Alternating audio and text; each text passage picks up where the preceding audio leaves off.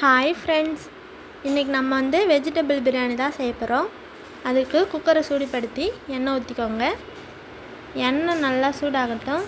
எண்ணெய் சூடானதும் நான் வந்து 2 பிரிஞ்சி இலை சேர்த்துக்கிறேன். 2 பிரிஞ்சி இலையும் நல்லா பொரிஞ்சதுக்கப்புறம் 2 பச்சை மிளகா, அதுக்கப்புறம் புதினா கொத்தமல்லி சேர்த்து வதக்கி விட்டுக்கோங்க. இதுக்கப்புறம் இஞ்சி பூண்டு பேஸ்ட் அதையும் சேர்த்து நல்லா வதக்கிக்கோங்க. இஞ்சி பூண்டோட பச்சை ஸ்மெல் போகிற அளவுக்கு நல்லா வதக்கி விட்டுக்கோங்க. இதுக்கப்புறம் நீல சைஸ் வெங்காயம் கட் பண்ணி போட்டுக்கோங்க. வெங்காயத்துக்கூடயே உப்பு போட்டு வதக்குனிங்கன்னா வெங்காயம் சீக்கிரம் வதங்கிடும். வெங்காயம் வதங்கிடுச்சு. இப்போ வந்து நம்ம தக்காளி சேர்த்து தக்காளி குழையிற அளவுக்கு நல்லா வதக்கிக்கோங்க.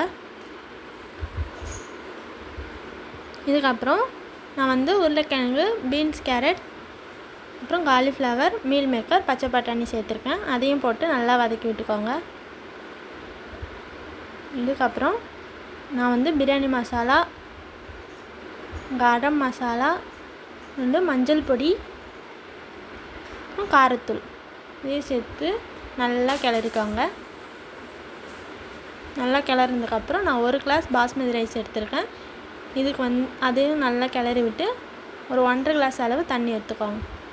அப்புறம் மேலே புதினா கொத்தமல்லி தூவி குக்கரை 2 விசில் வச்சு எடுத்துக்கோங்க. 2 விசில் வந்துருச்சு. இப்போ நம்ம வந்து குக்கரை ஓப்பன் பண்ணி பார்க்கலாம். பார்த்தீங்களா எவ்வளோ சூப்பராக இருக்குது. இதுக்கு நீங்கள் ஃபுட் கலர்லாம் எதுவும் சேர்க்கணுன்னு அவசியம் கிடையாது. ஃபுட் கலர் சேர்க்காமல் இருந்தாலே ரொம்ப டேஸ்ட்டாக இருக்கும்.